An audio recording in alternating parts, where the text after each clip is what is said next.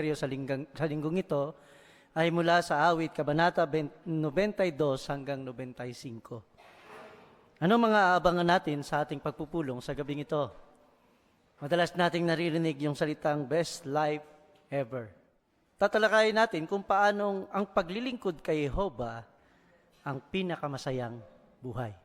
Sasagutin din natin yung tanong na bakit natin nasasabing napakalalim ng karunungan ni Jehovah. Paano matutulungan ng mga magulang ang kanilang mga anak kapag sobrang nag-aalala ang mga ito? At mamaya, sa pag-aaral natin ng Kongregasyon sa Biblia, sasagutin natin ang tanong na ano ang matututuhan natin sa karanasan ni Pablo hinggil sa paggabay ni Jesus sa kanya. Lahat ng yan ay matutunghayan natin sa ating pagpupulong sa gabing ito. Tiyak na nasasabik na tayong lahat. Kaya sisimulan natin ito sa pamagitan ng 10 minutong pahayag. Pinakamasayang buhay ang paglingkuran si Jehovah. Iharap ito sa atin ni Brother Henry Carlos. Nakapokus ka ba sa espiritual na mga tunguhin? Bakit mahalaga ang sagot sa tanong na iyan? Dahil ang pagtatakda nito ang tutulong para magkaroon tayo ng pinakamasayang buhay sa paglilingkuran sa Diyos na Jehovah o best life ever, wika nga. Ang pangunahing dahilan sa pagkakaroon ng espiritual na mga tunguhin ay para ipakita ang ating pasasalamat sa pag-ibig ni Jehovah dahil sa mga ginawa niya para sa atin. Pag-isipan ito, kapag may handang gumawa ng mga bagay para sa iyo, hindi ba't ibig sabihin nito na nagmamalasakit siya sa iyo? Oo, mahalaga ka sa kanya at kapag nadama mo iyan, magiging masaya ka at tiyak na lubos mo siyang pasasalamatan. Ganyan ang nadama ng salmista at mababasa natin ang ulat na iyan sa awit 92 verse 1 at 4. Pakisuyo na panatilihin sa chapter 92 ang inyong mga Bible. Sa verse 1 and 4. Ang sabi, mabuti ang magpasalamat kay Jehovah at ang umawit ng mga papuri sa pangalan mo o kataas-taasan. At sa 4, pinasaya mo ako, O Jehovah, dahil sa mga ginawa mo, dahil sa mga gawa ng iyong mga kamay, ay humihiyaw ako sa kagalakan. Tulad ng salmista, nagpapasalamat din tayo na si Jehovah ang Diyos na sinasamba natin. Isang Diyos na maibigin at talagang nagpapahalaga sa mga lingkod niya. Nilalang niya tayo para gawin ang kalooban niya at ang paglilingkod sa Kanya ang nagpapasaya sa atin. Kayo rin naman, bilang mga kabataan, ay makadarama din kayo ng gayong kasiyahan. Kung iisipin ninyo ang mga bagay na ibinigay sa inyo ni Jehovah, tulad ng buhay nyo, pananampalataya, ang Biblia, ganun din ang kongregasyon, kasama na dyan yung pag-asa mong mabuhay magpakailanman sa isang paraisong lupa. Kaya kung magiging priority mo ang mga espiritual na mga bagay, ay maipapakita mo ang pasasalamat sa Diyos na Jehovah sa lahat ng pagpapalang ito. At dahil dyan, tiyak na magkakaroon ka ng malapit na kaugnayan sa Kanya. Ang pagiging nasa kabataan ay isang panahon ng mga pagpili, na ang ilan sa mga ito ay may matagal na mga resulta. Makaapekto sa inyong kinabukasan ang ilang pagpili na gagawin nyo. Halimbawa, kung susundin mo ang turo na itinakda ng iyong mga magulang na maging masipag ka, tapat at makonsiderasyon, siguradong magiging responsable ka.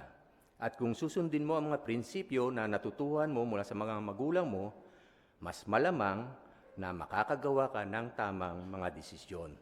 At dahil dito, maiiwasan mo yung masamang epekto dulot ng sariling pagkakamali.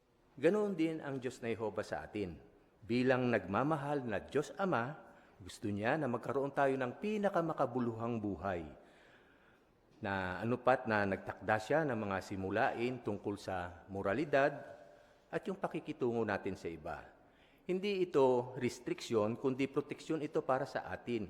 At malaki ang naitutulong nito para sumulong, humusay, at mas lumawak pa ang kakayahang mag-isip.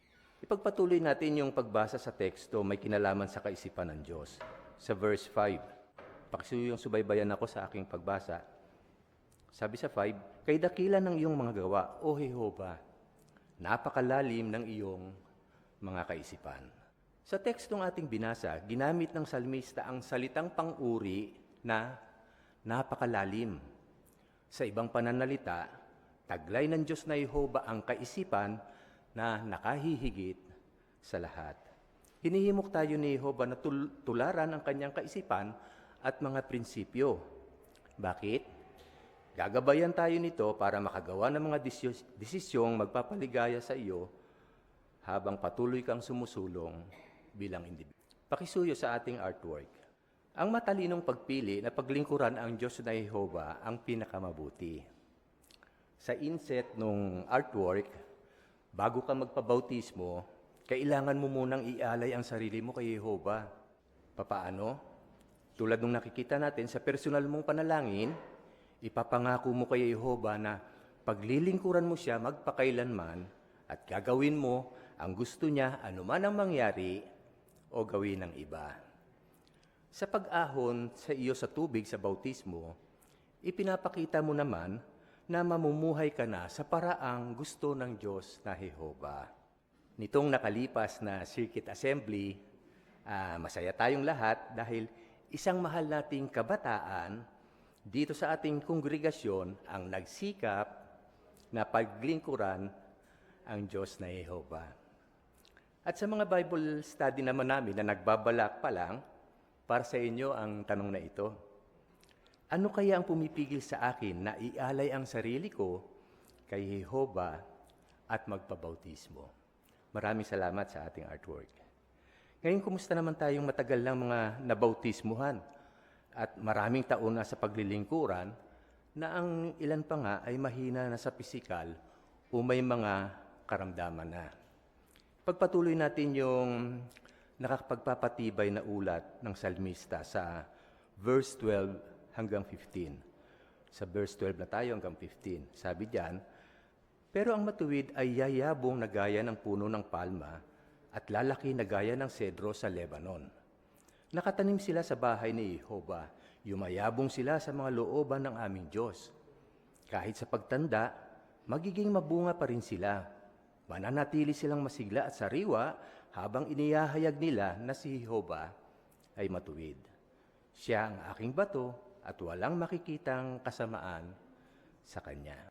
Sa makasagisag na pananalita, binanggit ng salmista ang napakahalagang katotohanan na ang tapat na mga lingkod ng Diyos ay maaaring patuloy na sumulong, lumago, at lumakas sa espiritual kahit na humihina na sila sa pisikal. Oo, kahit matanda na tayo, tiyak na gagamitin pa rin tayo ng Diyos na Jehova. Kaya gawin kung ano ang kaya mo, patuloy na magpatotoo tungkol kay Jehova, ipanalangin ang mga kapatid, at patibayin ang iba na manatiling tapat. Tandaan na itinuturing ka ni Jehova na kamanggagawa niya, hindi dahil sa nagagawa mo, kundi dahil sa pagiging handa mong sumunod sa Kanya.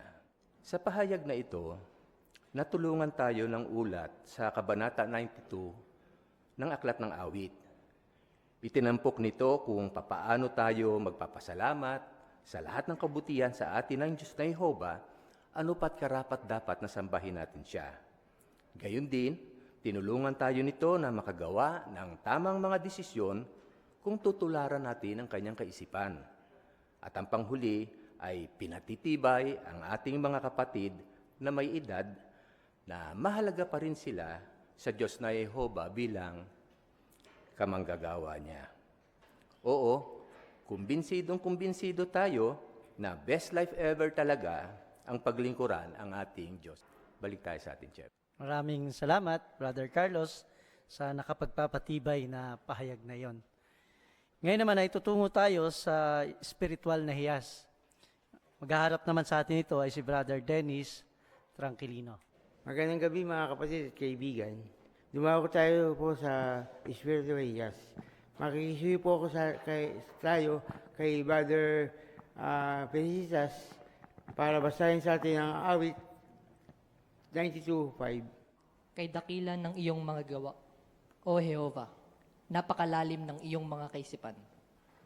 Maraming salamat sa malinaw na pagbabasa. Sa unang tanong, bakit natin masabing napakalalim ng karunungan ni Jehova?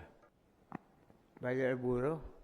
Hayag na hayag naman talaga na masasabi natin kahit sino pa bang tao ang makakaabot ng kaisipan ni Jehova. Yung sistema ng paglalang niya, may tao bang na makagagawa nun?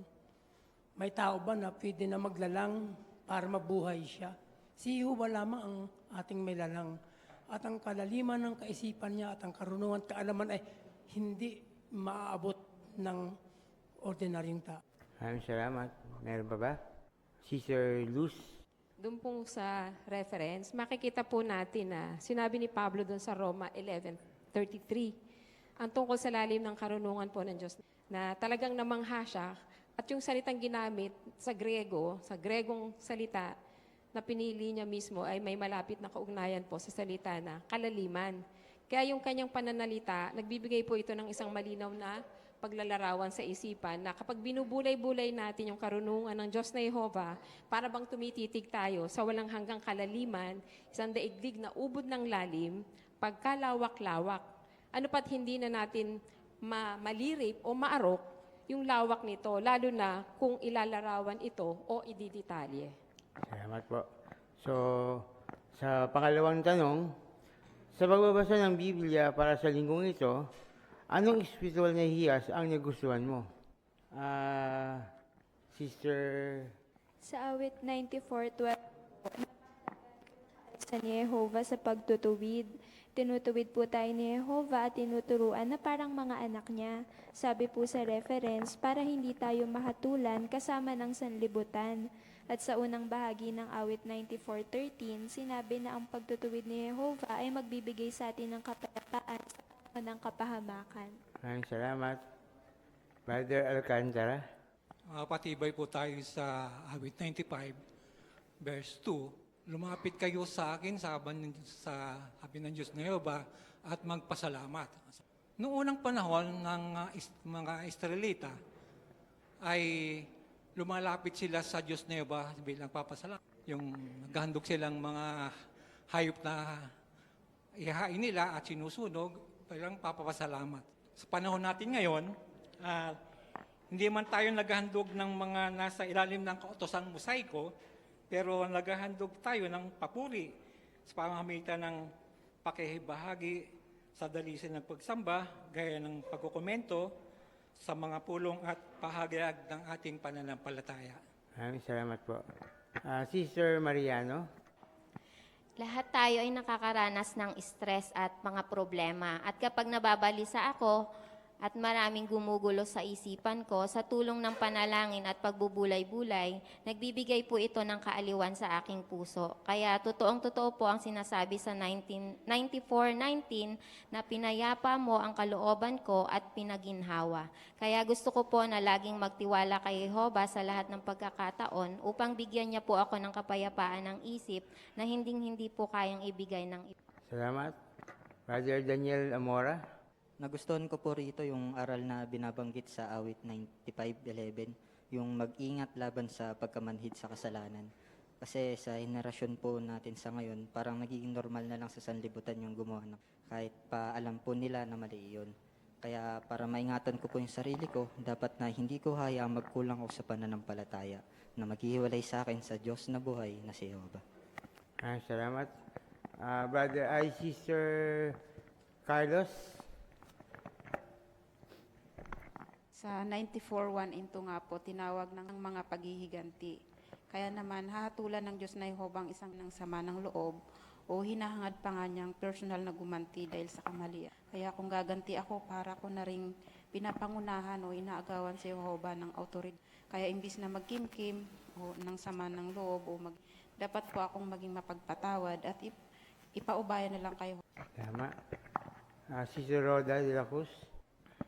Pampatibay po sa akin yung nasa 94:19 kasi kapag ibinubuhos natin yung laman ng ating puso kay Jehova, nararamdaman niya yung sakit na nararamdaman natin. O baka nandyan pa din yung mga problema. O pwede tayong pakalmahin ni Jehova at bigyan ng kapayapaan.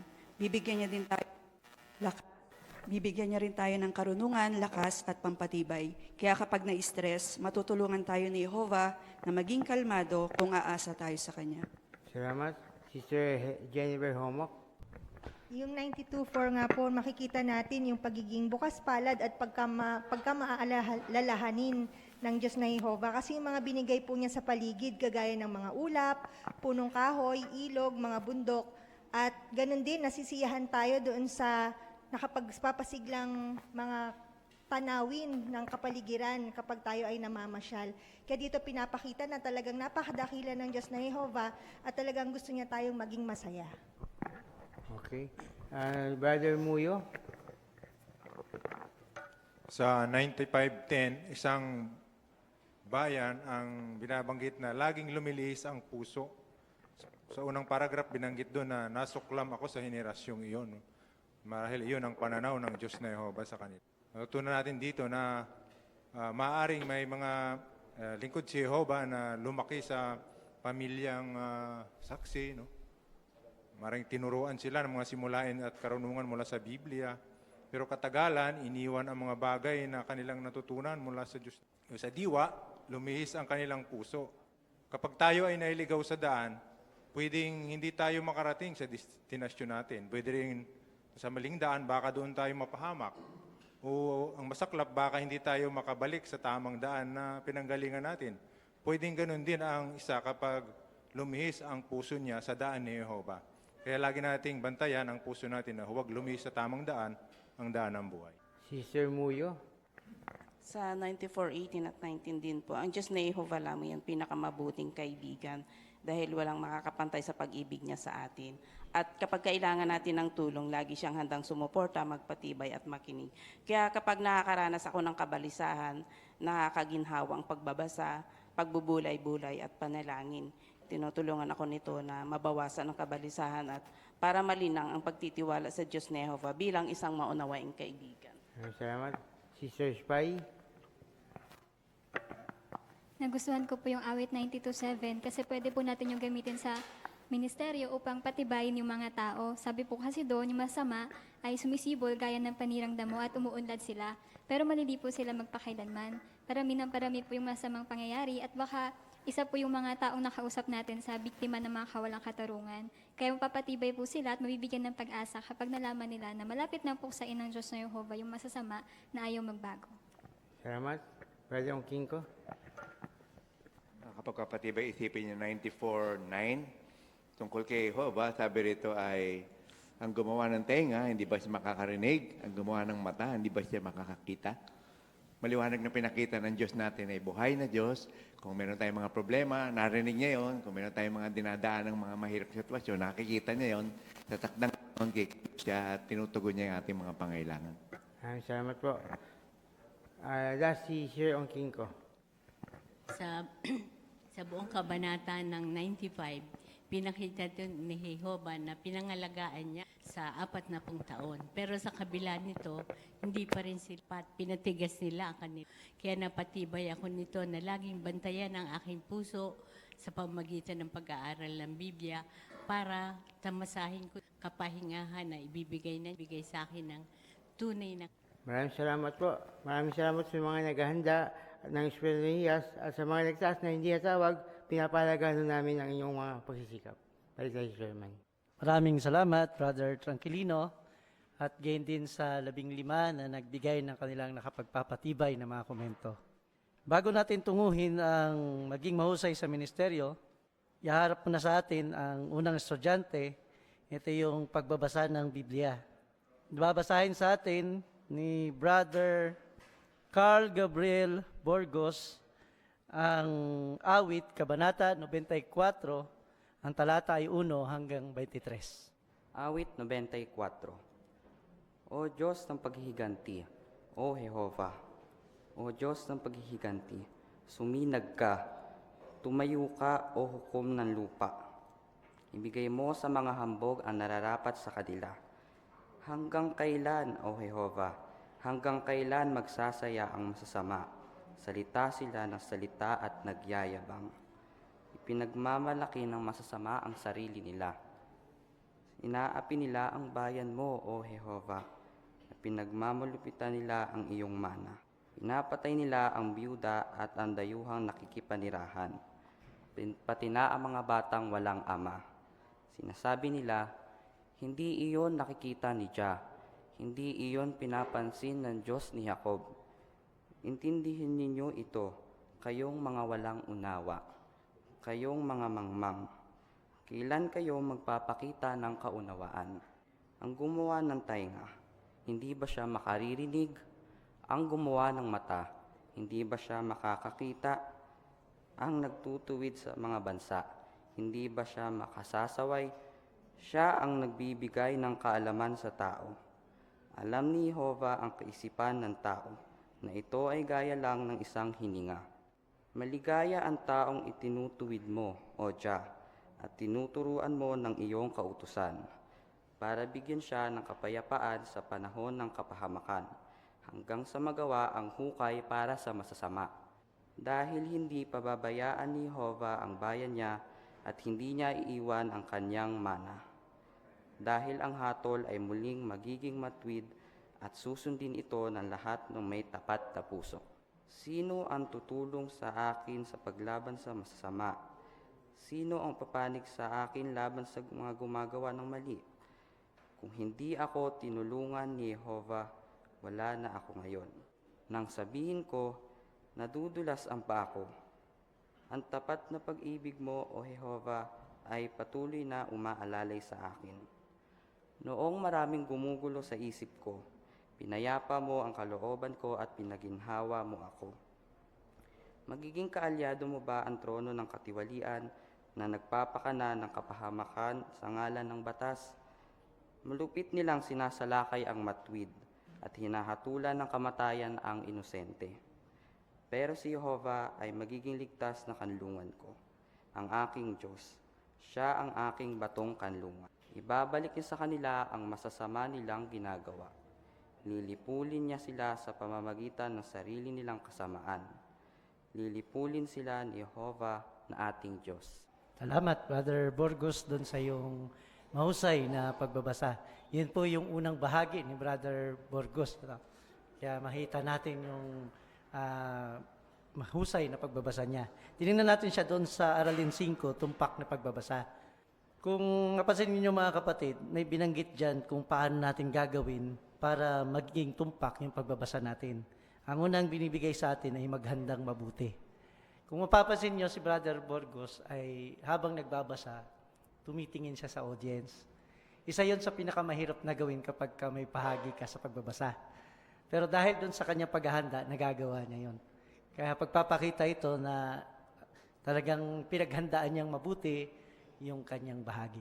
Yan. Kaya maraming salamat, Brother Burgos, doon sa iyong mahusay na pagbabasa. Ngayon naman ay tutungo tayo sa kalawang seksyon ng ating pagpupulong, maging mahusay sa ministeryo. Ang una nating estudyante dito ay yaharap sa atin yung pagpapasimula ng pakikipag-usap. Gagampanan nito sa atin ni Sister Helen D. Asis. Ang kasama naman niya ay si Sister Sarah Jane Felicitas. Hello? Kanina ka pa dito? Opo ate, ang tagal nang maghintay ng masakyan. Mukhang paulan na nga eh. Oo nga no. Eh, saan ka ba galing? Doon po, paulinak po ako eh. Sa Katmon Street lang. Kayo Agad. naman po. May binili lang ako.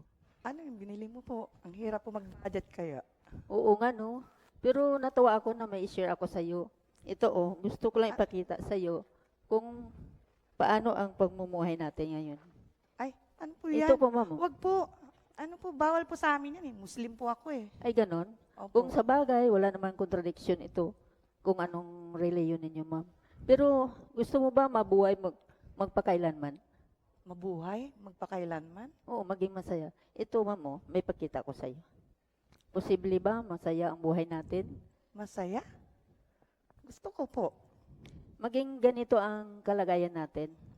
Ito yung sinabi ng Biblia. Pwede mong basahin? Ang mga matuwid ang magmamay-ari ng lupa at titira sila roon magpakailanman. O, anong sinabi? Wow, magpakailan. Opo. Ayun. Natuwa ako na maging kausap ka. At gusto mo ba magpatuloy ang ating pag-usap? Oo naman po, ate. O sige, maging sa'yo na to. At kung gusto mo, pupunta ako sa inyo. Salamat po. Pwede ko ba kunin yung contact number? Eto po. Sige, i-ano ko na lang sa CP ko, ha? Ay, ako pala si Ate Helen mo. Ako naman po si Sarah Jane Felicitas po. O sige, salamat Sarah, ha? Magkita tayo, pupunta ko sa inyo kung anong gusto mong araw at oras. Sige po. Sige, salamat. Salamat, Sister Diasis, doon sa inyong bahagi kasama Sister Felicitas. May binibigay sa atin na aralin 5 doon sa mahalin ng mga tao. Minanggit doon na piliin ang mga salitang gagamitin mo. Minanggit dito na halimbawa kapag hindi Kristiyano ang kausap mo, baka kailangan mong i-adjust ang paraan kung paano may papasok ang Biblia o tukuyin si Jesus. Sakto-sakto iba yung relihiyon ng kausap niya, no? Hindi Kristiyano. Sana lahat ng kausap natin gano'n. Ayan. So, makita natin mga kapatid, hindi na siya nagbuklat pa ng Bible kasi nga hindi naman Kristiyano yung kausap niya. Ang ginamit na lang niya ay yung likod ng brochure natin. Kaya magandang paraan din yon na gagamitin natin kapag tayo ay nasa ministeryo, yamang hindi naman lahat ng nakakausap natin ay naniniwala kay. Maraming salamat, Sister Diasis, doon sa inyong bahagi. Ngayon naman itutungo tayo doon sa bahagi na pagdalaw muli. Iharap naman ito sa atin ni Sister Jamaica Jamin Mendoza. Ang kasama naman niya ay si Sister Sarah Simon. Hi, Miss. Meron ba kayong tindang silat para sa lababo? Meron po. Ay, Jam. Ikaw ba yan? Buti ikaw ngayon ang bantay. Opo, nilakad kasi ni Mama yung permit para rito sa shop namin. Pero buti na lang po kasi nagkita tayo. Kamusta po kayo, Mrs. Simon? Naku, kumpara noon, alam mo, mas relax na ako ngayon. Kasi hindi na ako masyadong na-stress. Yung anak ko kasi, nakakuha na siya ng mag-aalaga dun sa apo ko. Kaya medyo magaan na yung aking pakiramdam. Mabuti naman po. Kasi po, di ba nung last na nakapag-usap tayo tungkol sa pag-aaral ng Bible, medyo nag-alangan po kayong tanggapin. Sabi niyo po, busy pa kayo. Ay, oo, totoo naman yun, Jam. Di ba pag may alaga ka, lalo na bata, yung kulit-kulit pa nung apo ko. Kaya talagang busy ako noon. Pero sa tingin ko ngayon, kaya ko nang subukan yung inaalok mong Bible study. Eh, talaga po. Maganda po yan. Kasi kagaya po ng nasabi ko sa inyo nung nakaraan, napakahalaga po ng pag-aaral ng Biblia. Kung okay lang po sa inyo, di po kayo masyado nagmamadali, pwede po ba basa tayo ng isang Bible text? Sige, okay lang. Dito po sa Roma 15:4, sabi po, ang lahat ng bagay na isinulat noon ay isinulat para matuto tayo. At may pag-asa tayo dahil ang kasulatan ay nagbibigay sa atin ng lakas at tumutulong sa atin. Dito po sa binasa ko, bakit daw po isinulat yung Biblia? May 4 na mahalagang binanggit ka. Una, yung matuto tayo para matuto. Kaya din, sabi, magbibigay ng pag-asa, lakas, at kakayahang magtiis. Tama po kayo. Meron po akong brochure dito ng Masayang Buhay Magpakailanman. Ito po yung tool na gagamitin natin sa pag-aaral ng Biblia. Tapos dito po sa Aralin 1, sabi, paano ka matutulungan ng Biblia? Pwede niyo po bang basahin yung introduction? Sige, okay lang. Ayan, bakit daw po isinulat yung Biblia? Ano-ano raw po yung mga tanong na Sabi rito tungkol sa buhay, pagdurusa, kamatayan, at yung mangyayari sa hinaharap. Okay to ha? Opo, marami na raw po ba yung natulungan ng Biblia? Oo, marami na daw. At nakakuha din sila ng magagandang payo na sa ngayon napapakinabangan na nila. Tama po kayo. Pero kayo po, personally, convinced po ba kayo na talagang nakakatulong yung Biblia? Kung nakatulong sa iba dyan, na marami silang natutuhan, tiyak sa akin din naman. At naalala ko noong una natin pag-uusap, sabi mo, ang Biblia ay salita talaga ng Diyos. Opo, tama po kayo. Kailan ko po kaya kayo pwedeng balikan para po matuloy natin yung pag-aaral? Anytime, basta wag lang sobrang aga, wag naman yung late. Sige po. Kung di po ako nagkakamali, di ba po yung bahay nyo dun sa may next na subdivision? Oo, tama yun. Sige, ganito na lang. Doon sa resibo ko, ilagay mo sa likod yung contact number mo. Tapos ite-text ko sa'yo yung complete address namin para hindi ka na maligaw. Sige po. Ito po yung sealant nyo, tsaka yung resibo. Nandiyan na rin po yung contact number. Sige, thank you. Ito yung bayad ko. Sige po. Salamat. po. Maraming salamat, Sister Mendoza at Sister Simon, doon sa inyong mahusay na bahagi. Yung kanilang setting, mga kapatid, ay mag-alok ng pag-aaral sa Biblia sa isang interesado na tumanggi noon. At pinanggit naman doon sa Aralin 8, bullet number 4 ng ating brochure na mahalin ng mga tao, huwag magkumpara. Kasi baka nung time na nag-alok ka, nandun yung ibang kalagayan, nandun siya sa ibang kalagayan. At napansin ninyo doon sa kanilang pag-uusap, lumalabas na hindi siya tumanggap kasi stress pa siya. No? Pero nakita natin, yung habang sila nag-uusap, nakita natin na hindi na stress. Kasi nung binasa yung teksto, natandaan yung 4 na mahalagang punto. Ano? Kaya mahusay. Mahusay, nakita natin na talagang ready na yung may bahay na tumanggap ng pag-aaral sa Biblia. Binanggit din sa dulong bahagi na bigyan mo siya ng panahong mapag-isipan ng mga sinabi mo at mapahalagahan ang sinasabi ng Biblia. Kaya nung nagtanong siya kung kailan siya pwedeng masimulan ng pag-aaral, nagbigay naman siya ng kanyang schedule. Maraming salamat sa inyong mahusay na bahagi. Ngayon ay tutungo tayo dun sa huling bahagi, ang paggawa ng mga alagad. Yung setting dito ay pakikipag-usap sa Bible study na hindi sumusulong.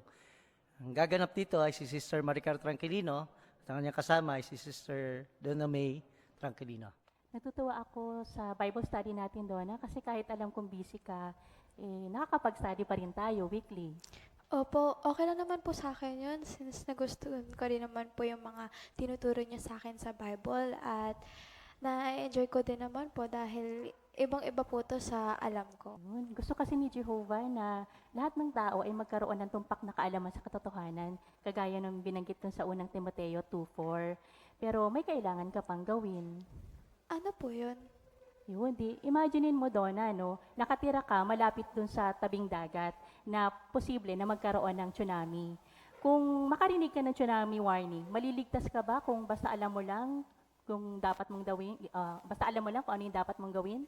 Hindi po. Kailangan ko pong umalis dun sa lugar or kaya mag-evacuate agad-agad. Ayun. Kaya sa tingin mo, Donna, sapat na bang malaman lang kung ano ang hinihiling ng Diyos? Hindi po, parang hindi. Maganda yung ilustrasyon ni Jesus tungkol dun sa pagkakapit ng mga natututuhan natin. Mababasa natin yun doon sa Mateo 13, verse 18 hanggang 23. Okay lang ba kung basahin? Basahin natin? Sabi po dito, pakinggan ninyo ngayon ang ilustrasyon tungkol sa taong naghasik. Kapag naririnig ng isa ang mensahe ng kaharian pero hindi ito naintindihan, dumarating ang masama at inaagaw ang naihasik na sa puso niya. Ito ang naihasik sa tabi ng daan. Kung tungkol sa isa na naihasik sa batuhan, ito ay nakikinig sa mensahe at agad na tinatanggap iyon ng masaya. Pero hindi ito naguugat sa puso niya at nananatili lang ng sandaling panahon. Pagdating ng mga problema o pag-uusig dahil sa mensahe, agad siyang nawawala ng pananampalataya. Kung tungkol sa isa na naihasik sa may matinik na halaman, ito ay nakikinig sa mensahe. Pero ang mga kabilasahan sa sistema na ito at ang mapandayang kapangyarihan ng kayamanan ay sumasakal sa mensahe at ito ay nagiging di mabunga. Kung tungkol sa isa na naihasik sa matabang lupa, ito ang nakikinig sa mensahe at naiintindihan iyon at talagang nagbubunga ito. May mga nagbubunga ng 100 ulit, 60 ulit, at 30 ulit na mas marami kaysa sa... Ayun, salamat sa pagbasa. Medyo mahaba. Kaya doon sa mga situations na binanggit na yun ni Jesus, alin doon sa tingin mo ang kagaya ng sayo? Hindi ko po alam. Ayun. Sige, di balikan natin yun nandun sa verse 23, kung ano yung nangyari doon sa naitanim sa matabang lupa. Ano nga yung ginawa nung isa na nakarinig ng mensahe? Naintindihan niya daw po iyon tapos at namunga. Tapos kumilos din po siya ayon sa natutuhan niya at gumawa din po siya ng mga pagbabago. Ayun. Pero kumusta naman yung tatlong iba pa? May mga hadlang po sa kanila para kumilos. Tama. Kaya nakita mo ba yung pagkakaiba? Ang totoo po dyan, Ate Maricar, gusto ko rin po talaga gawin yung mga gusto ni Jehovah, pero parang ang hirap po kasi dahil ang dami kong problema, school works, at isama na din po natin dito yung expectation ng family ko. Parang sa sobrang dami po, parang hirap niyang i-handle. Kaya Challenge talaga yung pag-una sa kaharian ng Diyos, ano? Tapos babalansahin pa natin yung mga responsibilities. Tapos nandiyan pa yung tingin ng mga pamilya natin. Pero kaya naman. Makakatulong kung espesipiko mong ipagpipray kay Jehovah yung mga dapat mong baguhin. Malaking tulong din yung pagdalo sa mga pulong kasi matutulungan ka nito na mas madaling maikapit yung mga kung nagsisikap ka, tiyak na pagpapalain ni Jehovah yung lahat ng mga pagsisikap mo. At mas lalo mo mararamdaman yung si Jehovah na iyong ama at kaibigan. pero parang hindi pa po kasi ako ready ngayon. Pero siguro sa hinaharap, pwede pa po. Ganun ba? Salamat, Donna, sa pagsasabi ng totoo. Pero sa ngayon, mukhang mas magandang itigil muna natin yung Bible study. Pwede mong i-review yung mga lessons na natutuhan mo sa Bible at in-analyze yon sa kalagayan mo. Pero huwag ka mag-alala kasi dadalaw-dalawin pa rin naman kita para pamustahin at mag-share ng mga Bible text. Pag-isipan mo doon yung paanyaya at yung mga pangako ni Jehovah para sa iyo. Yun nandun sa Santiago 4:8, di ba sabi doon, lumapit kayo sa Diyos at lalapit siya sa inyo. Sabihin mo sa Kanya lahat ng mga problema mo at yung mga gusto mong baguhin para mapasaya si Jehovah. Matutuwa kami na i-welcome ka sa pulong. Anyway, alam mo naman kung ano yung schedule ng mga pulong natin.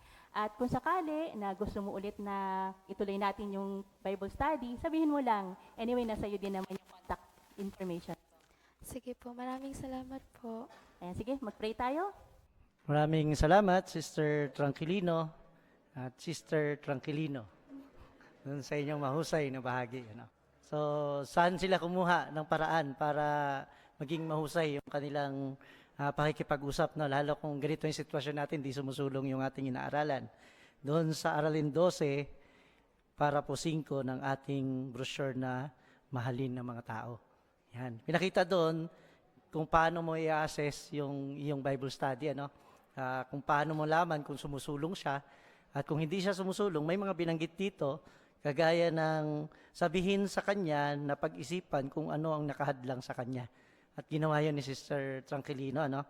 Tapos mabait na ipaliwanag sa kanya kung bakit mo ihinto ang Bible study. At yung panghuli, sabihin sa kanya kung ano muna ang kailangan niyang pasulungin bago kayo mag-study ulit. Kaya isang mahusay na paraan ito, mga kapatid, ano? Hindi tayo nahayaan ng Diyos na Jehovah na wala tayong magamit kapag dumating tayo sa mga puntong ganito. At sa kailangan nating reviewin itong brochure na ito dahil makakatulong ito sa atin para maging mahusay sa ating ministeryo. Gusto niyo ba pasalamatan lahat ng mga gumanap ng kanilang mga bahagi? Ngayon ay tutungo tayo sa huling seksyon ng ating pagpupulong, pamumuhay bilang Kristiyano. Pero bago natin ito simulan, nanyayahan muli ang lahat na nandito sa Kingdom Hall kung kumbinyente sa inyong mga kalagayan na tumayo habang ating inaawit ang awit bilang 139. Ito ay may temang mga kamanghamanghang gawa ng Diyos. Tinalakay natin kanina na kapag tayo ay naglilingkod kay Jehovah, yun ang pinakamagandang buhay. Ibig ba sabihin ito ay wala nang mga suliraning mapapaharap sa atin?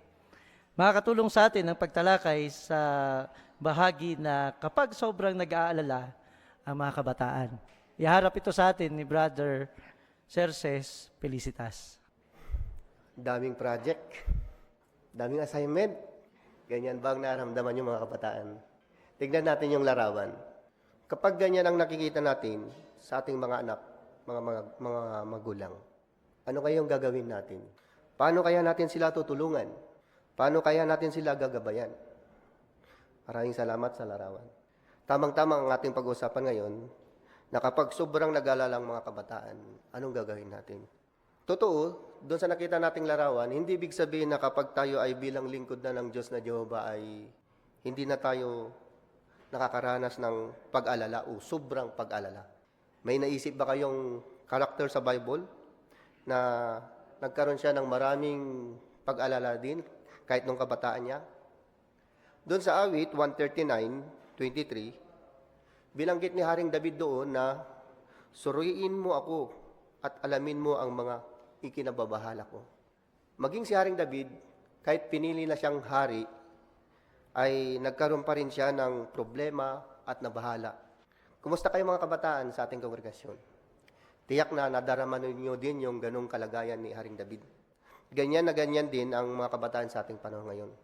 Anong dahilan? Anong dahilan?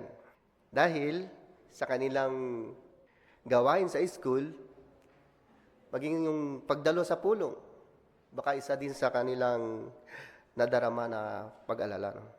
Binabanggit yan sa ating workbook na baka magpanik pa nga o magpanic attack sila o di kaya maisip nilang magpakamatay dahil sa sobrang pag-alala.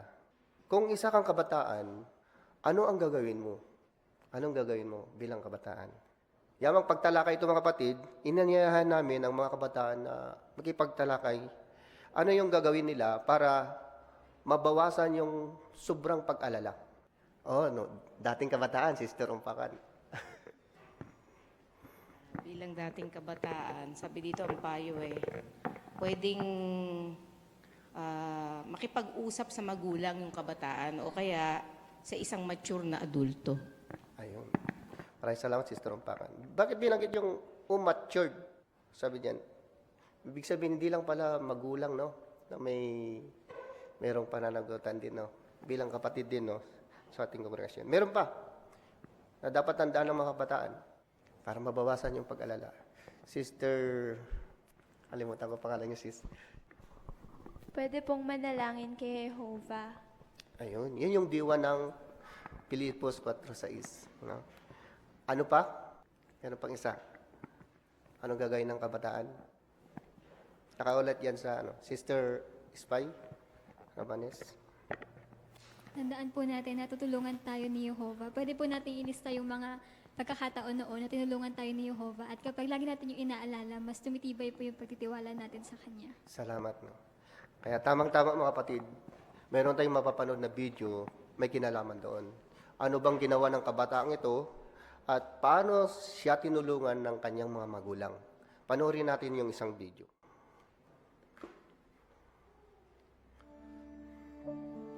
My name is Sting Dot. Ako si Sting Dot. Ipinanganak ako noong 1988 sa Darwin, Northern Territory.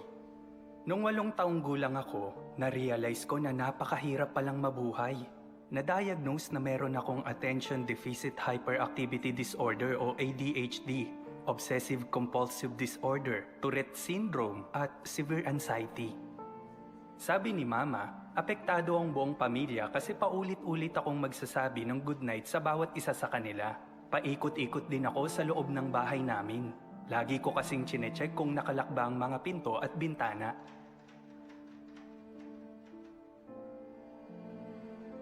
Pinakamahirap ang pumasok sa school para mag-aral. Mga 500 metro lang ang layo ng school sa bahay namin. Pero inaabot ako ng 2 oras para makarating dun.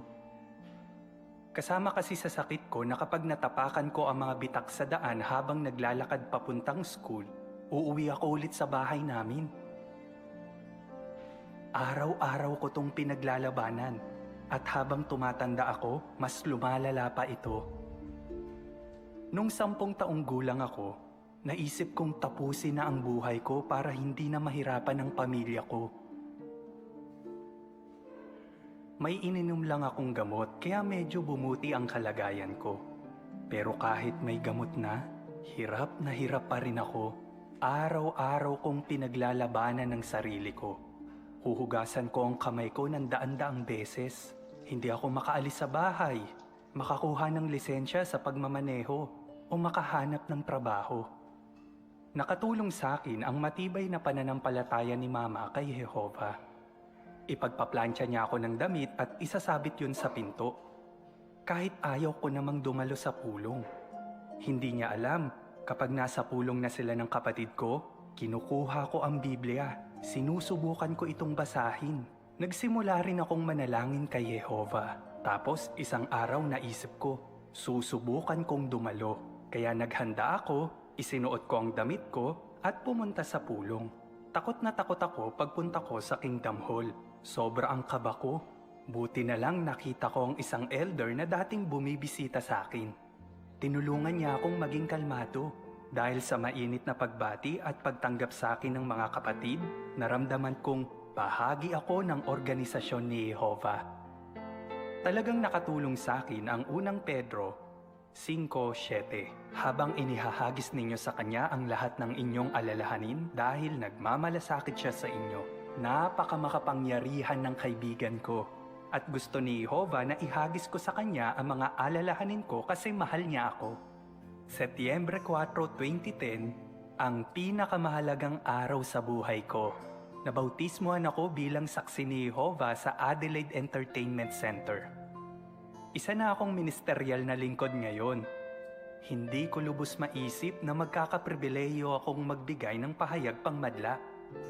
Nakapagtapos din ako sa PSS. 3 beses ko tong inulit. Hindi ko kasi natapos ang unang 2 dahil sa sakit ko.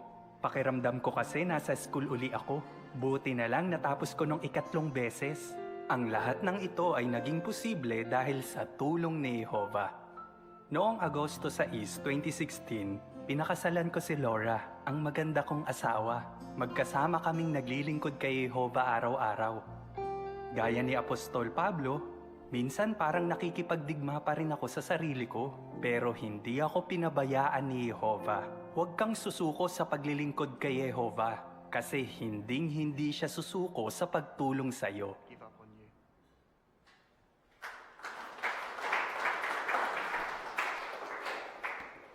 Salamat sa video na yon. Bago natin talakayin yung 2 tanong dito para sa video ito mga kapatid. Ano ba yung sakit ni Brother Sting Dat? Sister Homok?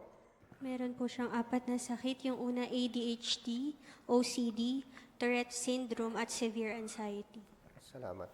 Madali ba para sa kanya yon? Sister Homok? Jennifer? Hindi po. Kasi yung isang kapansanan pa lang na yon, yung isang sakit na yon, kagaya po ng obsessive-compulsive, yung laging naghuhugas ng kamay, paulit-ulit na ginagawa, nakakapagod po yun. Ganon din yung ADHD, ikot ng ikot. At yung severe anxiety, pwede po talagang magpakamatay yung isa nung ganong sakit. Kaya talagang napakahirap po nung mga ganong kalagayan. Ang hirap, no? Kaya anong sinabi ng magulang sa kanya? Ay, sorry. Anong ginawa ng magulang pala, sorry? Sister Simon. Hirap nga siya na makadalo sa pulong, pero yung mama niya, hindi siya sinukuan. Tuwing may pulong, inihahanda pa rin yung damit na isusuot niya. Salamat. Kunin natin yung unang tanong dito para sa video ito. Anong teksto ang nakatulong kay Sting Dat at bakit? Sister Homok. Jennifer. Yung pong unang Pedro 5:7 na ihagis kay Jehovah yung kanyang mga alalahanin. At dahil po doon, nakita niya po yung pag-alalay ng Diyos na Jehovah. Salamat. Tumpak. Meron pa kayo napansin, mga kapatid? Ano pa yung ginawa naman ni Sting Dat? Dahil inihanda ng mama niya yung mga gamit niya para sa pagdalo sa pulong, anong ginagawa niya? Sister Kapangpangan. Kapag nakadalo na daw po yung mama niya at yung kapatid niya, doon naman niya pinag-aaralan yung Biblia at saka din nananalangin din po siya. Ayun. Kunin natin yung pangalawang tanong. Paano siya tinulungan ni Jehovah? Sister Homok. Ginamit po ni Jehovah yung kapatid na laging dumadalaw po sa kanya dun sa kanilang tahanan. Dahil nung nasa loob po siya, nung nasa labas pa lang po siya ng Kingdom Hall, parang ayaw niyang pumasok. Pero nakita niya yung kapatid na yon at doon nakita din po niya yung pag-iibig Kristiyano na binigay doon sa loob ng kongregasyon. Medyo kumalma po yung kanyang nararamdaman. Sister Sister Aguilar. Ginamit din ni Jehovah kasi pinaglaanan po siya ng isang maganda at masipag na asawang kasama niya pong maglingkod. Meron pa, maraming bagay na natanggap niyang natulong ni Jehovah para sa kanya. Bukod sa asawa, pa. Sister Loreto. Yun din po mga ibang kapatid sa kongregasyon. Kahit yung bata, winelcome siya. Kaya ramdam na ramdam niya yung pag-ibig siya. Salamat, Sister Loreto. Kaya, natulungan tayo ng video ngayon na kapag nakikita natin yung mga kabataan na sobrang nag-alala, pwede nating tulungan, katulad natin bilang magulang, merong tatlong paraan. Nakita niyo mga kapatid, merong tatlong paraan. Yung acronym natin dyan is MLT para sa mga magulang. Sister Simon. Kailangan ng mga magulang na makinig ng mabuti sa kanilang mga anak. Lagi nila dapat ipakita na mahal niya sila at tulungan silang magtiwala sa pag-ibig ni Jehovah. Salamat. Tingnan natin yung larawan mga kapatid. Anong komento niyo dyan? Pwede natin komentohan. Sister Henyo. Nakita natin sa larawan na kung paano nakikinig yung mga magulang doon sa kanilang anak. Marahil yung mga anak may sinasabing seryoso sa kanilang magulang o problema. Kaya kinakailangan din pagkinggan natin na maigi ang ating mga anak pag sila'y nagsasalita. Salamat. No? Merong hindi nating alam mga kapatid. At ano yung pwede nating gawin? Sister Homok. Hindi po natin alam yung laman ng puso nila at saka isip.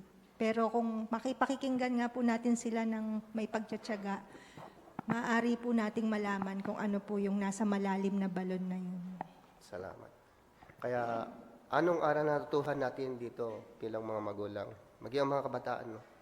Natutuhan natin na tayo bilang kabataan na makipag-usap sa ating mga magulang, huwag mahiya, gawin natin kaibigan ng mga magulang natin.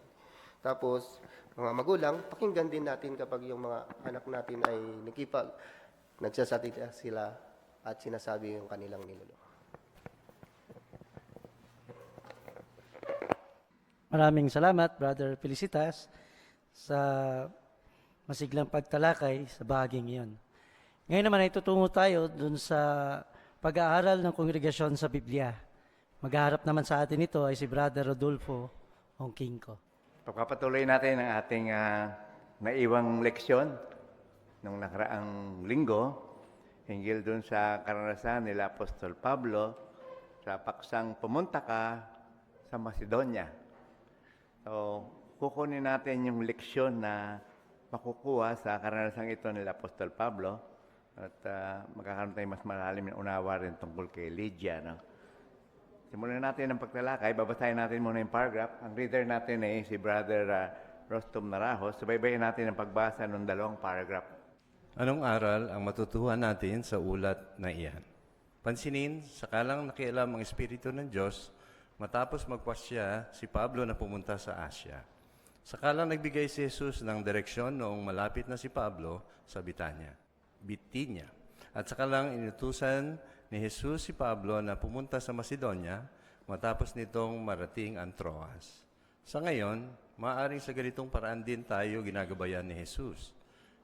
Bilang siyang ulo ng kongregasyon, halimbawa, baka matagal-tagal na nating pinag-iisipang mag-pioneer o lumipat sa isang lugar kung saan mas malaki ang pangangailangan para sa mga mamamahayag ng kaharian. Gayunman, maaaring sakalang tayo gagabayan ni Jesus sa pamamagitan ng Espiritu ng Diyos, matapos tayong gumawa ng partikular na mga hakbang para maabot ang ating tunguhin. Bakit? Pag-isipan ang halimbawang ito. Maililiko lamang ng driver ang kanyang sasakyan pakaliwa o pakanan kung tumatakbo na ito. Sa katulad na paraan, saka lamang tayo gagabayan ni Jesus sa pagpapalawak ng ating ministeryo kung kumilos na tayo, kung talagang nagsisikap tayong gawin ito. Subalit, paano kung hindi agad magbunga ang ating pagsisikap? Susuko na ba tayo? Ano pa't iniisip na hindi naman tayo ginagabayan ng Espiritu ng Diyos? Hindi. Tandaan, dumanas din si Pablo ng mga kabiguan. Pero patuloy siyang naghanap hanggang sa nakasumpong siya ng isang pintong nakabukas. Makakatiyak tayo na kung patuloy tayong magsisikap sa paghahanap ng isang malaking pinto na umaakay sa gawain, gagantipalaan din tayo. Okay. So, tanong natin doon sa 6, 7, 8. May dalawang tanong. Sa una ay, anong aral ang matututuhan natin sa mga nangyari noong naglalakbay si Pablo? Ito yung nakaraang huli nating bara po na tinalakay nun. Yung lesson ang kukunin natin doon. Sa maikli, paano tatikutin ng tuwiran yun? Yung aral. Nakita ba natin kung paano kumikilos si Jesus? Ano yung aral na tinuturo sa atin nun? Sister Rabanes, Spirulina. Saka lang po tayo gagabayan ng Espiritu ni Jehovah matapos natin gumawa ng hakbang para maabot yung tunguhin natin. Okay, salamat at tuwir ang sagot. Ano? Pwede natin palawakin yon. Pwede natin palawakin yon. Yung step by step. Subukan ni Brother Rabanes. Sige, tingnan natin. May ilustrasyon dito na binanggit ng para po na kapag para driver, ang driver gustong lumiko, pero hindi naman niya pinatatakbo yung sasakyan niya. Paano siya makakaliko? At kapag gusto na yung lumiko, wala namang malilikuan, left or right. Kung mayroon naman, kailangan din siya gumawa pa ng hakbang, mag-signal siya para hindi siya maihanda yung mga katabi niya. Kumbaga, ikaw o tayo na gustong volunteer or magpalawak, hindi naman kaagad tayo pwede mag-pioneer. Kailangan dumaman tayo sa auxiliary pioneer. Kumbaga, tumatakbo ka na. Yung sasakyan, tumatakbo na. At kapag gusto mo na rin regular pioneer, hindi naman agad ikaw na lang. Dapat sabihin mo sa mga elder o sa mga kapatid mo para maihanda din sila sa plano mo. May mga steps nga gawin para mapaunlad o mapasulong yung iyong gawain. Okay, salamat po. Maganda yung punto na yun, mga kapatid. Sister Aguilar. May binanggit po ditong halimbawa, baka matagal na po natin pinag-iisipan mag-pioneer o lumipat ng isang lugar kung saan mas malaking pangailangan. Baka bago po tayo mag-pioneer, baka may ilan po tayong dapat gawin. Dapat bautismado tayo, dapat nag-auxiliary pioneer po tayo. Or kung gusto po natin na mag-support sa need greater, baka kailangan po muna natin mag-apply kung may mga panawagan. Pwede niyo ipakita paano nangyari. Ano ba yung, ibalikan natin yung nangyari doon sa kina Apostol Pablo para maiugnay natin doon. Sister Loreto, salamat, Sister Jamel. Mapapansin po natin sa karanasan ni Pablo na una, sakalang nakialam yung banal na espiritu matapos na magpa siya si Pablo na pumunta doon sa Asia. Tapos yung ikalawa naman po, sakalang nagbigay si Jesus ng direksyon nang malapit na si Pablo sa Bitinia. At yung ikatlo po, sakalang inutusan ni Jesus si Pablo na pumunta sa Macedonia matapos nitong marating yung Troas. Kaya merong step by step na pangyayari kay Pablo na naranasan niya, gumalaw siya, gumawa siya, kumilo siya, tsaka sa tinulungan ng banal na espiritu. Yung ginamit na ilustrasyon, parang sasakyan, nung di pa umaandar, hindi pa makakaliko ang kanan niya. Kaya nung umaandar na, saka lang pwedeng, kanino magagaling yung pagkilos, kung gano'n? Sino unang kikilos? Sister Canuto? Tayo mismo. Ngayon, hindi ka hatakin ni Jehovah, para ikaw ay pumunta ron, ikaw yung magpapasya. Pagka kumilos ka na, doon mo makikita yung pagkilos ng banal na espiritu. So baka meron ilan sa atin, nag-iisip din na gagawa ng mga pagkapalawak sa ministeryo, may pagkilos mo nang gagawin kayo, para kayo ay makakita niyong gabay. Paano kung parang walang dumarating na tulong? Hindi nagbubunga yung pagkisikap natin. Anong gagawin natin? May tanong sabi, Sabi dito ay, anong katiyakan ang makukuha natin sa karanasan ni Pablo kung tayo ay napaharap sa sitwasyon na parang hindi nagbubunga yung pagkisikap natin? Sister Mariel, pakisuyo. Huwag po tayong sumuko. Tandaan natin si Pablo, may mga failures din siya, pero patuloy pa rin siyang naghanap hanggang sa nakasumpong siya ng isang pintong nakabukas. Kaya ganun din po tayo. Makakatiyak tayo na kung patuloy din tayo magsisikap, di tayo susuko, gagantipalaan din tayo ni Jehovah. Okay. So, mayroon talagang mga involved. Ang ganda ito, So, kita natin yung lesson na tinuro sa atin doon sa pangyayari na yun. Malinaw na kumikilos si Jesus, pero meron din gagawin tayo sa ating bahagi. Ngayon, tingnan natin yung saan ba dinala si Apostol Pablo noong kanilang, ba't napunta sila doon sa Macedonia? Ano naging resulta and result? Tingnan natin habang nagpapatuloy tayo sa pagtalakay. Kunin natin yung paragraph 8. Pagdating sa distrito ng Macedonia, naglakbay ang grupo ni Pablo patungo sa Pilipos, isang lungsod kung saan ipinagmamalaki ng mga naninirahan ang kanilang pagkamamamayang Romano. Para sa mga retiradong sundalong Romano na naninirahan doon, ang kolonya ng Pilipos ay tila isang maliit na Italia, isang munting Roma sa gitna ng Macedonia. Sa labas ng pintuan daan ng lungsod, sa tabi ng makitid na ilog, nakasumpong ang mga misyonero ng isang lugar kung saan iniisip nilang nagtitipon ang mga tao para manalangin.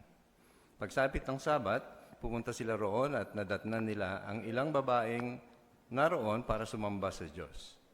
Umupo ang mga alagad at nakipag-usap sa mga ito. Isang babae nagngangalang Lydia ang nakinig at binuksan ni Jehovah ang puso niya. Naantig ng husto si Lydia sa kanyang natutuhan mula sa mga misyonero, kaya nagpabaptismo siya at ang sambahayan niya. Pagkatapos, inanyayahan niya si Pablo at ang mga kasama nito na tumuloy sa kanyang bahay. Okay. Salamat. Ano? So, ang tanong natin dito sa 8, sa A, ilarawan ang lungsod ng Pilipos. Sa likod. Brother Terence Moran, pakisuyo.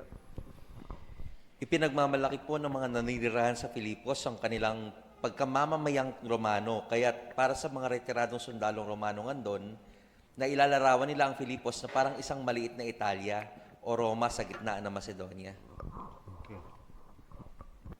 At meron bang doon? Bakit parang walang sabi rito, walang sinagoga doon sa lugar na yon? Brother Tuason? Dahil nga sa maraming veteranong sundalong Romano doon, baka hindi sila pinayagan na magkaroon ng sinagoga. At meron pang isang punto na yung palang pagkakaroon ng sinagoga, at least merong 10 Hudyo doon para magkaroon ng sinagoga. Ganun pala yun. Karoon tayo ng malalim na unawa doon, kapatid. Ngayon, yung tungkol naman doon sa, makita niyo yung tungkol kay Lydia, ay itong sa Sabat, ba't binanggit yung Sabat? Ba't nagpunta ron sila Apostol Pablo doon sa, anong connection ng pagpapapunta sa Macedonia sa pagpunta nila Pablo doon sa may gilid na ilog? Tandaan niyo pangalan ng ilog? Yan lakay natin nakaraang linggo yun no? Hindi lumitaw dito, pero pag sinearch nyo yan, doon sa information, sinasabi ko anong pangalan ng ilog. Doon sa first paragraph yung talakay natin, Tandaan pa yun, Brother Tuason, pangalan ng ilog? Yung ilog ang Gitis, doon na nanalangin yung mga babae. Ayun, Okay? So, anong nakita natin dito, mga kapatid? Nung dumating na sila Apostol Pablo, ano yung nasumpungan nila ron? Ano nasumpungan nila? Nandun sila sa gilid ng ilog. Anong nakita nila ron? Ano meron doon? Araw ng Sabat. Brother Domingo. Nadat na nila roon yung mga ilang babae na sumasamba kay Jehovah. Okay. Tapos, Sister Loreto, salamat Brother Domingo. Nakiupo rin po yung mga alagad doon sa mga babae. Tapos nakipag-usap sila at isa po doon sa nakausap nila si Lydia. Ayun. So, anong connection niya ng panawagan sa panaginip na sila'y binabawalan tapos ng bandang huli, pinapunta sila Macedonia? Anong connection nito ron? Sister Jennifer, Homo? Nakita po na meron po pala doong maaaring maging mga alagad, kaya doon po sila pinapunta. Yun na yun. Yun ang target, Yun ang tinuturo nito. Dito kayo magpunta. Kasi bukod kay Lydia, sino pa yung nakinig? Sino pa yung mga nakinabang sa kanilang pangaral doon? Sister King ko. Yung sambahayan din ni Lydia. Ayun, kaya makita natin, ma'am, patuloy tayo. Punta natin yung footnote tungkol kay Lydia para mas malalim yung maging pangunawa natin doon. Puntahan natin yung kahon na si Lydia ang nagtitinda ng purpura. Si Lydia ay nakatira sa Filipos, isang prominenteng lungsod sa Macedonia. Mula siya sa Thyatira, isang lungsod na sa rehiyong tinatawag na Lydia sa kanlurang Asia Minor. Tumawid siya ng dagat Aegeano para magtinda ng purpura. Malamang na nagtinda siya ng iba't ibang bagay na kulay purpura. Mga tela, maliliit na carpet, mga kapal na telang bordado at maging ng mismong tina. May natagpo ang inscription sa Pilipos na nagpapakitang may samahan ng mga nagtitinda ng mga purpura sa lungsod na iyon. Okay, salamat. Tanong lang muna tayo. Ang matutunan natin kay Lydia tungkol sa kanyang background. Anong tinuro ng paragraph na ito kay Lydia? Negosyo. Anong negosyo niya? Hindi man tayo tinuturo magnegosyo ng ganito, Pero may malalim na background si Sister Jennifer. Ano po siya, businesswoman po siya ng mga gamit na ang kulay po ay purpura. Kaya best friend po siya ng mga mahilig po sa purple. Yung purple. Okay. Yan pala ang kanyang hanap buhay. Ito pa tayo ng mas malalim na unawa. Tuloy natin susunod na paragraph. Ano? Inilarawan si Lydia bilang mananamba ng Diyos na malamang na nanguhulugang isa siyang proselitang Hudyo. Posibleng natuto si Lydia tungkol kay Jehovah sa bayang pinagmulan niya. Di tulad ng Pilipos, may sinagoga ng mga Hudyo ang lungsod na iyon.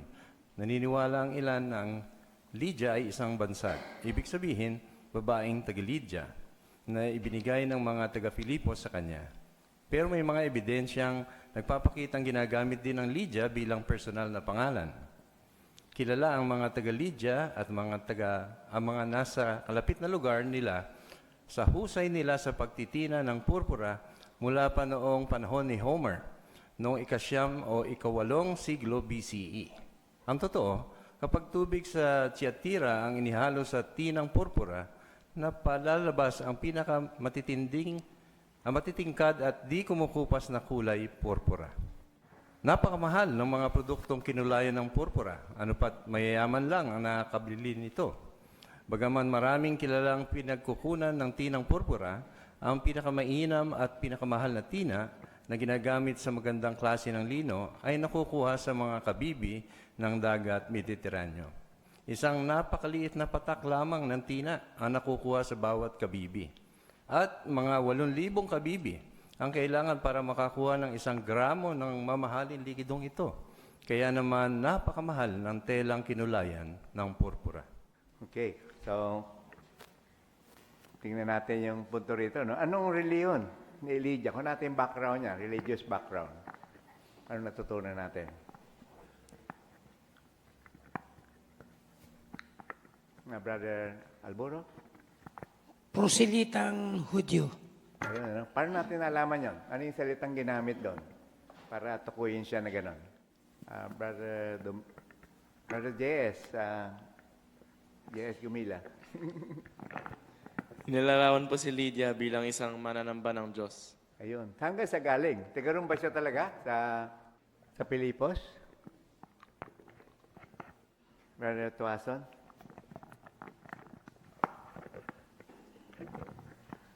Doon na siya nakatira sa Pilipos pero galing siya sa Thyatira, doon sa lugar ng Lydia din yung lugar na pinanggalingan niya. Yun, ano. Doon siya na-convert, ano? Mula para maging, na proselita. Pag sinabing proselita ay, anong kahulugan nun? Proselita? Hindi binanggit dito, pero yun ang kinuha natin informasyon. Brother Domingo. Hindi siya Hudyo, pero siya na-converte lang siya. Hindi talaga siyang Hudyo, na-convert siya sa reliyon ng mga Hudyo, no? At merong sinagoga rin doon sa Thyatira, no? Alala natin yun, ano? Okay, so yung pangalang Lydia, ba't siya tinawag? Ano isang maring dahilan? Bakit tinawag siyang Lydia? Sister Simon. Maaari daw po itong isang bansag na ibig sabihin babaeng taga-Lydia. Ayun, ang tawag doon sa lugar niya ay Lydia rin. Pero anong pwede rin pinagamit din yung Lydia na yan bilang Sister Mariano?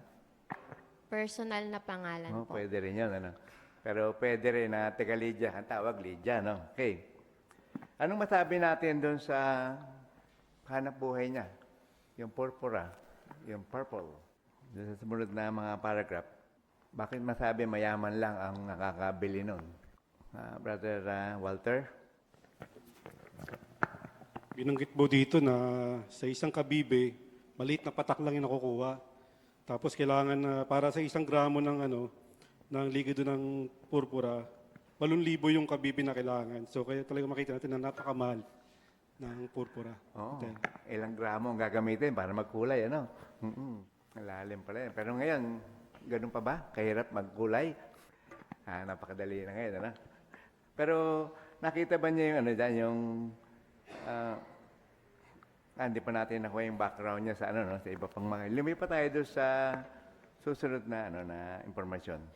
Dahil kailangan ng malaking puhunan sa negosyo ni Lydia at nakapagpatuloy siya ng 4 na tao sa malaking bahay niya, sina Pablo, Silas, Timoteo at Lucas, malamang na isa siyang mayamang negosyante. ang tinutukoy ditong sambahayan niya ay posibleng mga kamag-anak na kasama niya sa bahay at pwede ring pinapakita nito na may mga alipin at tagapaglingkod siya. Lumilitaw na naging tagpuan ng mga Kristiyano sa Filipos ang bahay ni Lydia dahil bago umalis sina Pablo at Silas, nakipagkita muna sila sa ilang kapatid sa bahay niya. Nang sulatan ni Pablo ang kongregasyon sa Filipos, pagkalipas ng mga 10 taon, hindi niya nabanggit si Lydia. Kaya ang mga detalyeng nakapaloob sa Gawa, Kabanata 16, ang tanging impormasyon na nalalaman natin tungkol sa kanya. Ngayon, balikan na natin itong punto na ito, no?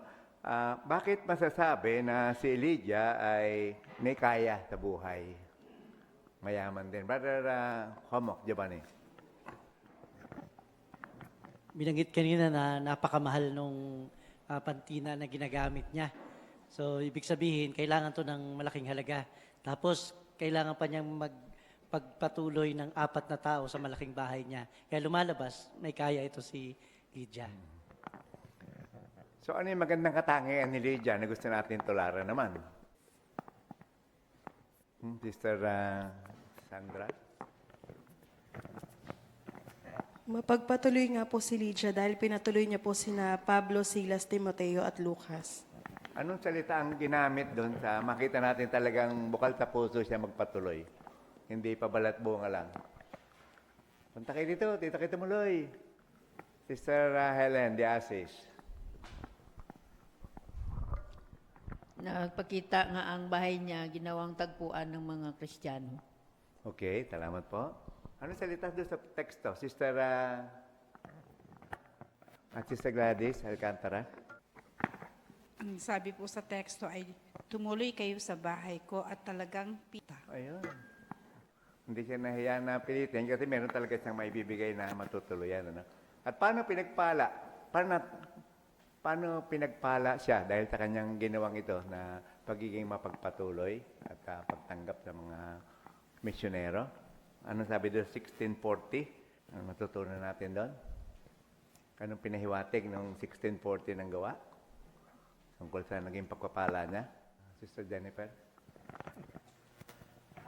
Binuksan po ni Jehovah yung puso niya para magbigay pansin po sa sinasabi ni Pablo. Okay. At anong nangyari ngayon doon sa bahay niya? Sabi doon sa 1640. Brother Tuason. Nung makalaya si Pedro sa dati nating pinag-aralan, doon siya unang pumunta sa bahay ni Lydia. At pagkatapos, pinatibay nila ang mga ito at saka umalis. Kaya, yun ang pinakatagpuan doon, yung bahay ni Lydia. Baka doon pa nagpupulong na no? So, talagang marami ang naging Kristiyano doon, ano? Kaya may dahilan si Jesus na kung bakit pinahaharang sila. Later on, napangaralan din naman yung mga hinaharangan ng Bitinya, sa Asia, napuntahan din. Pero prioritize ito dahil doon sa nakita na pinapnubayan yung pangangaral sa dakong yun. At anong magandang halimbawa sa atin? Anong gagayahin natin kay Lydia? Susunod na linggo, ano yung mangyayari sa kongregasyon natin? Ano ba mangyayari sa October 15 hanggang 20? Sister Umpakan, tataas ka ng kamay, Sir Raquel? Kakaroon po tayo ng CO's visit, kaya pagkakataon yun para makapagpatuloy tayo. Ayun, maging mapagpatuloy, mag-volunteer na maglaan ng pagkain, di ba? O sumama sa ating bisita na dadalaw. Ano? Okay, magpatuloy tayo ngayon dito sa paragraph 9, yung last paragraph natin. Isipin na lamang ang kagalakang idinulot ng mabautismoan si Lydia.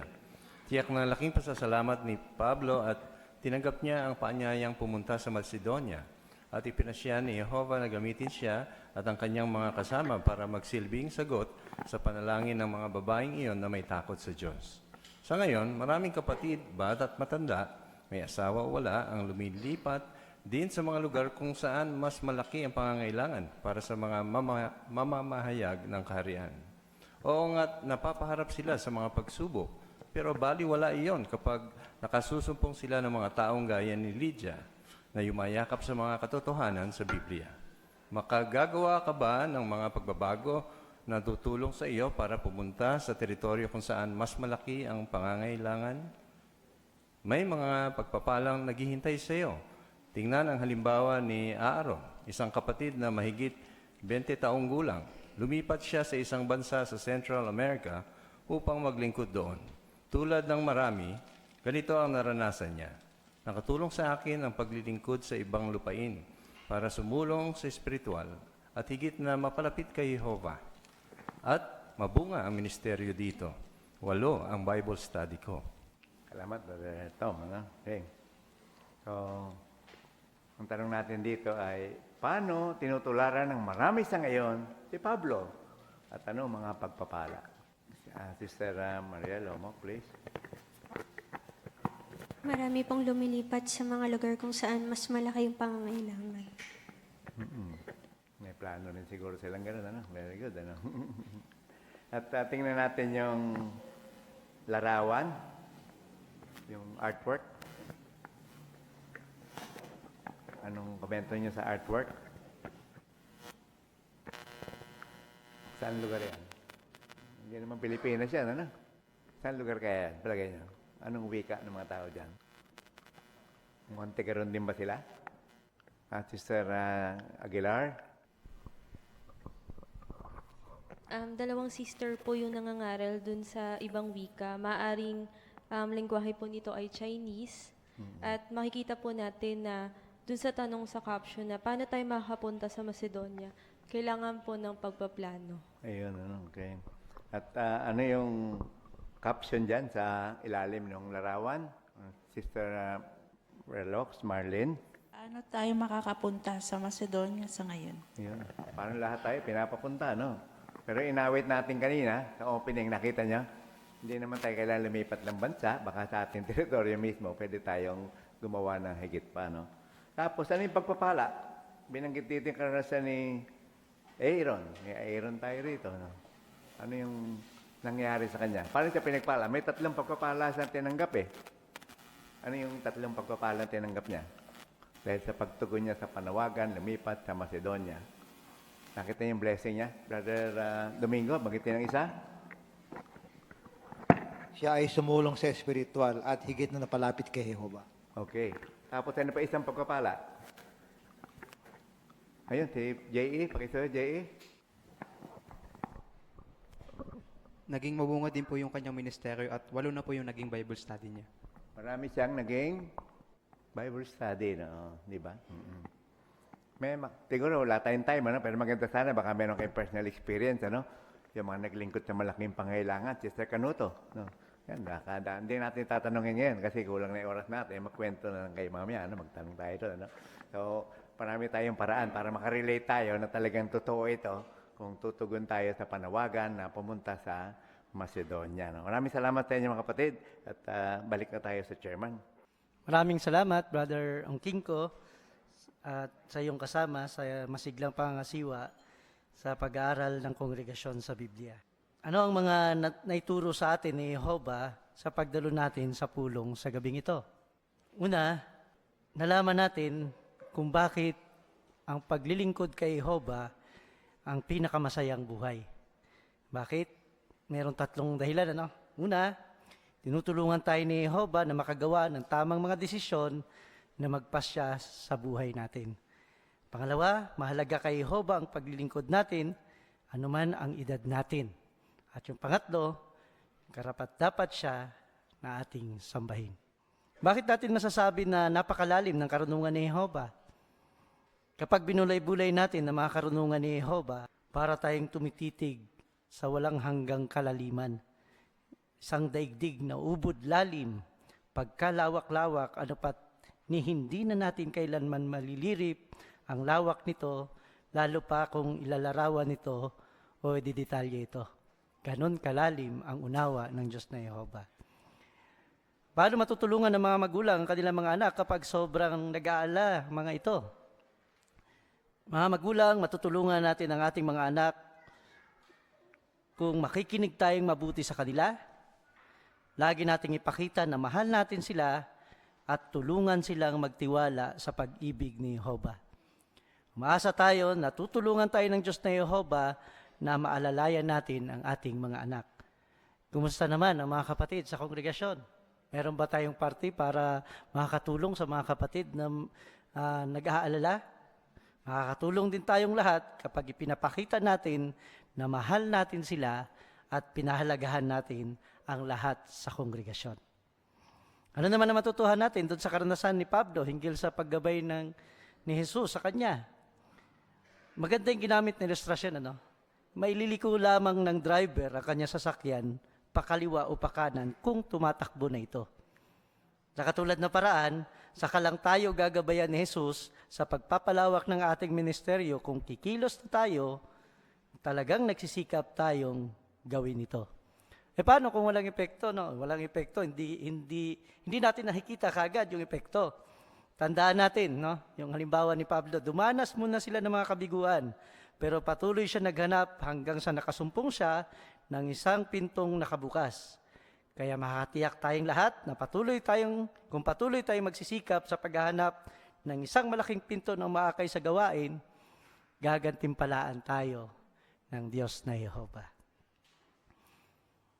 Ano naman ang aabangan natin sa susunod na linggo? Meron 3 na babanggitin. Yung una, ang gawain lang ba ng mga tunay na Kristiyano ay mangaral? Ano kaya ang sagot? Aabangan natin yan sa susunod na linggo. Ano ang madalas o ibig sabihin ng pananalitang bagong awit?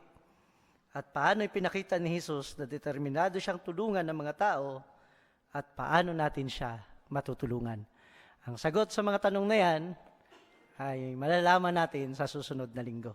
Kaya inanyahan ng lahat na dumalo sa susunod nating pagpupulong. Dito nagtatapos ang ating pulong.